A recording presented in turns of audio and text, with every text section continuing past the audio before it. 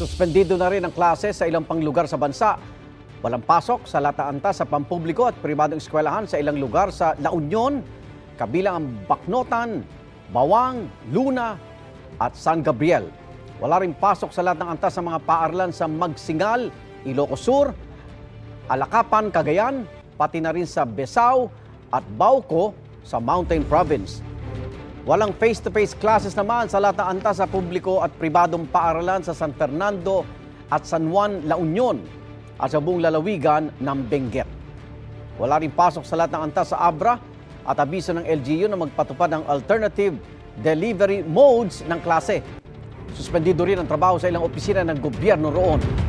Wala namang pasok sa lahat ng antas sa mga eskwela at trabaho sa gobyerno sa Bangar, sa La Union, Basista, Pangasinan, Nueva Vizcaya at Sagada, Mountain Province.